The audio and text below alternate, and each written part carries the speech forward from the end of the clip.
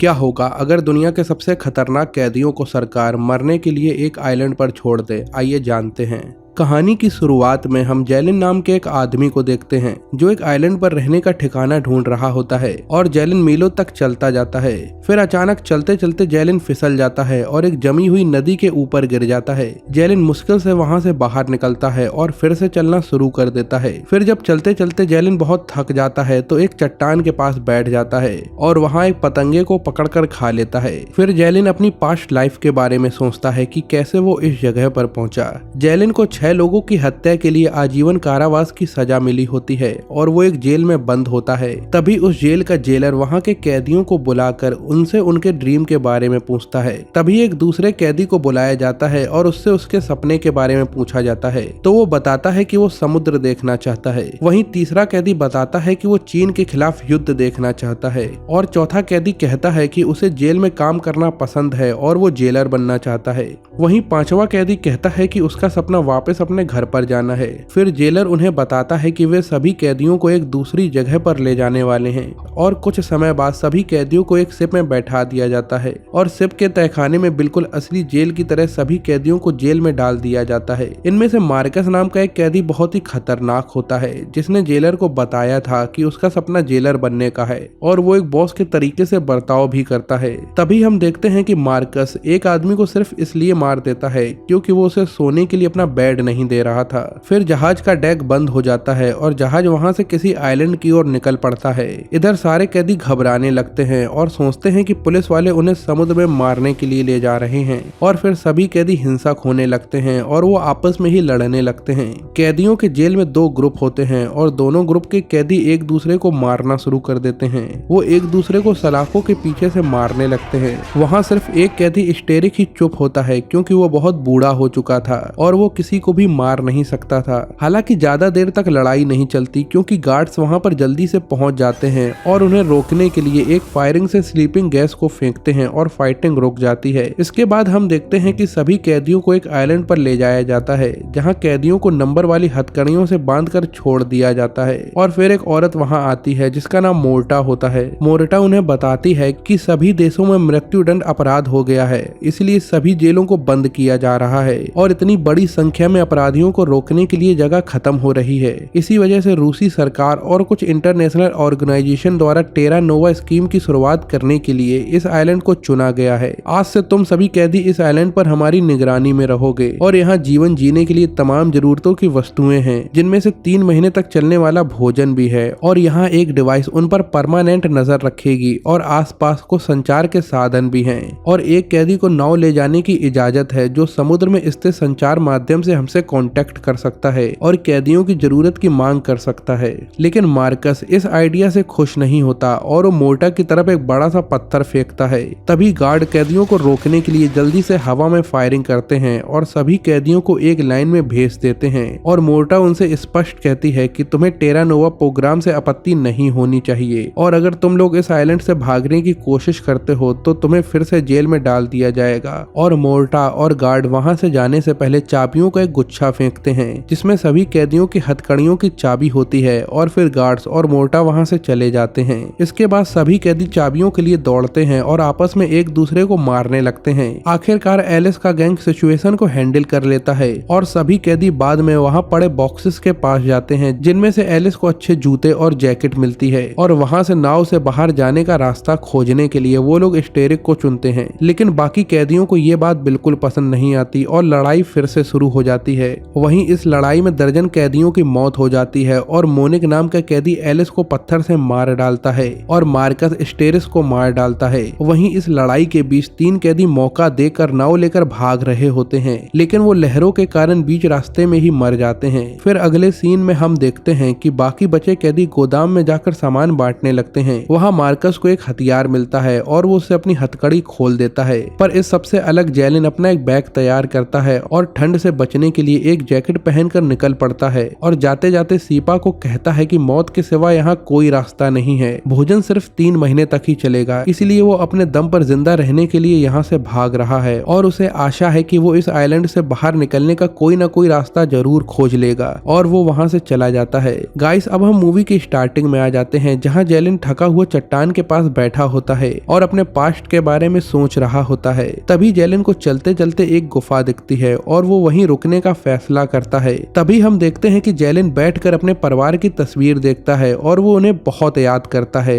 और जेलिन की आंखों में आंसू आ जाते हैं और फिर जेलिन वहीं सो जाता है। आगे कुछ समय बाद जेलिन वहाँ कुछ चूहों की आवाज सुनता है तो वो जाग जाता है और देखता है कि चूहे उसका खाना उसके बैग में घुसकर खा रहे हैं। तभी अचानक से बारिश शुरू हो जाती है और जेलिन उसी गुफा के नीचे चला जाता है। अब इस आइलैंड पर बहुत ठंड होती है, इसीलिए जेलिन गुफा के नीचे कुछ लकड़ियों को जलाकर खुद को गर्म रखने की कोशिश करता है और वो अपने पीने के लिए पानी भी गर्म करता है। फिर बारिश बंद होने के बाद जेलिन एक पक्षी को पकड़ता है और उसे मारकर आग से पकाता है। तभी पीछे से सीपा आ जाता है और उसके पास आकर बैठ जाता है। सीपा जेलिन की चाकू चुराने की कोशिश करता है, लेकिन जेलिन उसे चाकू चुराते हुए देख लेता है और उससे चाकू वापस ले लेता है। अब सीपा को भी जोरों से भूख लग रही होती है, इसीलिए सीपा जेलिन से कुछ खाने के बदले नमक देने और उसकी मदद करने के लिए कहता है। अब जेलिन सीपा की बात मान लेता है और दोनों साथ में बैठकर खाना खाते हैं। वहीं सीपा बहुत दुखी और घबराया हुआ होता है और वो मरने के बारे में सोचता है और चट्टान से नीचे की तरफ देखता है, लेकिन ऊंचाई को देखकर उसकी हिम्मत नहीं पड़ती। वो जेलिन से पूछता है कि तुम क्यों नहीं मरना चाहते हो। तभी जेलिन जवाब देता है कि वो अपने परिवार की वजह से जिंदा है। मेरी फैमिली ने मेरे लिए अपनी जान दे दी और मैं सिर्फ उनके बगल में ही दफन होना चाहता हूँ। अगर मैं इस आइलैंड पर मरता हूँ तो मैं अपने परिवार के बगल में दफन नहीं हो पाऊंगा, इसलिए मैं जिंदा रहना चाहता हूँ। फिर दोनों सो जाते हैं और थोड़ी देर बाद एक साथ चलते हैं क्योंकि उन्हें इस टापू से बाहर निकलना था। अगले सीन में हम देखते हैं कि सीपा और जेलिन एक किनारे पर बैठे होते हैं और जेलिन मछली पकड़ने की कोशिश करता है तो उसे पता चलता है कि इस आइलैंड पर एक भी मछली नहीं है। तभी सीपा पानी में अपना हाथ डाल देता है और अचानक उसको एक जीव चिपक जाता है और उसको काट लेता है। इस पर सीपा चिल्लाकर भाग जाता है। तभी जेलिन की नजर अचानक एक प्लेन के हिस्से पर पड़ती है और वो चौंक जाता है। फिर जेलिन पूरे प्लेन को खोजने के लिए आगे बढ़ता है। जेलिन को वहां से निकलने की एक होप मिलती है क्योंकि वो अपने पास्ट में एक बहुत अच्छा पायलट हुआ करता था। तभी थोड़ी दूर चलने के बाद जेलिन और सीपा उस प्लेन को ढूंढ लेते हैं, लेकिन वो प्लेन बर्फ में जमा होता है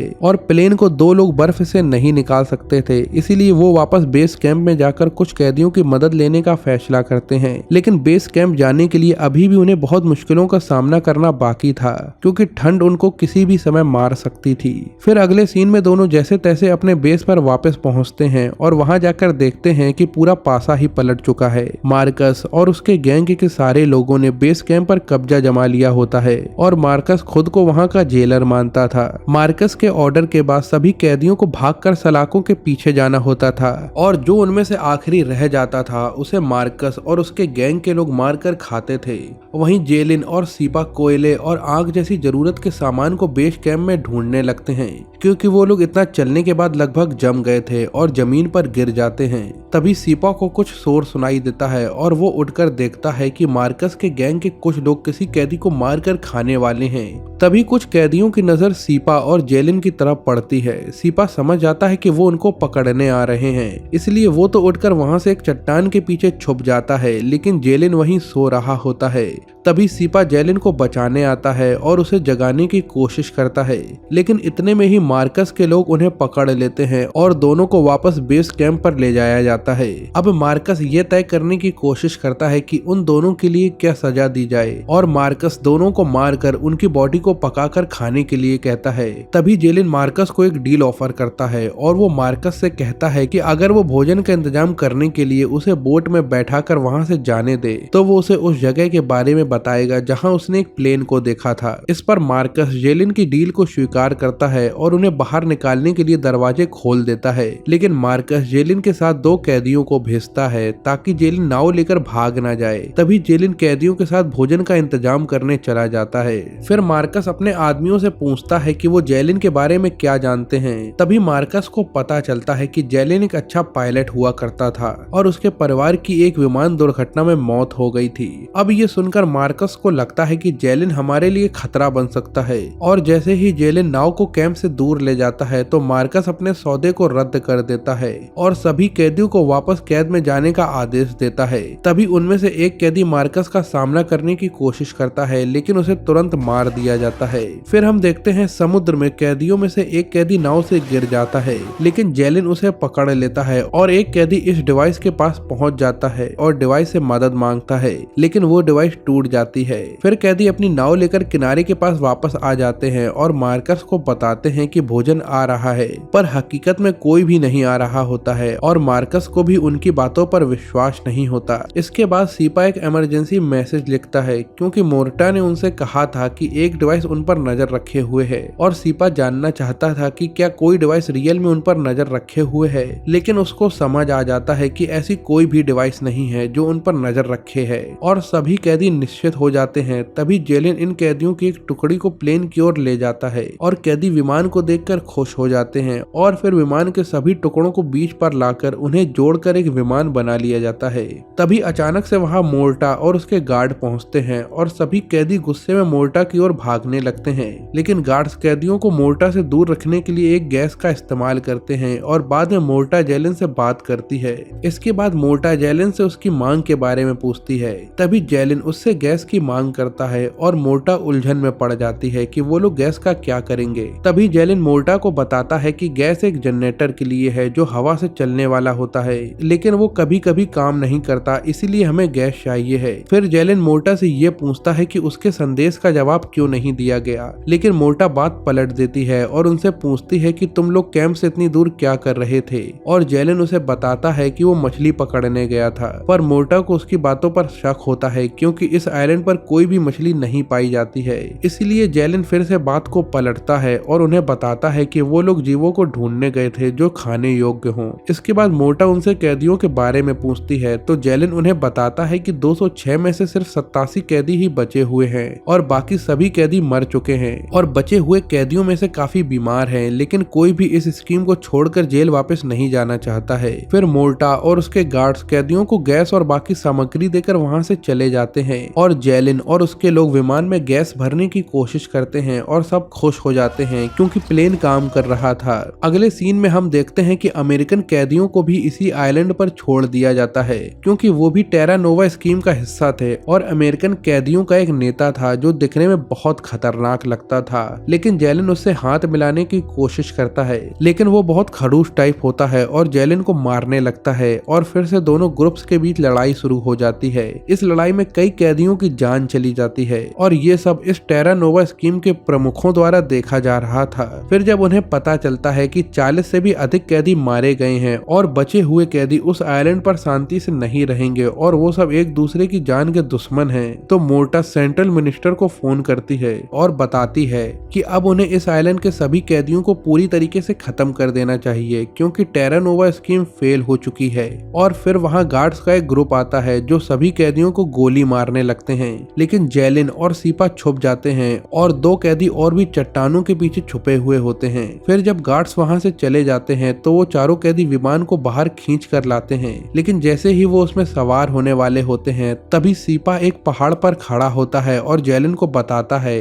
कि वो इतनी मौतें देखने के बाद अब जीना नहीं चाहता और इस विमान में सिर्फ 3 लोग ही बैठ सकते हैं, इसीलिए सीपा उन्हें अलविदा कहता है और पहाड़ से कूद जाता है। फिर जेलिन और बाकी 2 कैदी ही वहां से निकलते हैं, लेकिन समुद्र में एक शिप पर खड़े गार्ड्स की नजर प्लेन पर पड़ती है और वो प्लेन पर गोलियों की बौछार कर देते हैं जिसमें जेलिन के दोनों साथी कैदी भी मारे जाते हैं, लेकिन जेलिन प्लेन से इस आइलैंड से बचकर निकल जाता है और आखिरी में जेलिन अपनी आजादी के साथ वहां से दूर चला जाता है। और इसी के साथ ये मूवी एंड हो जाती है। Good bye.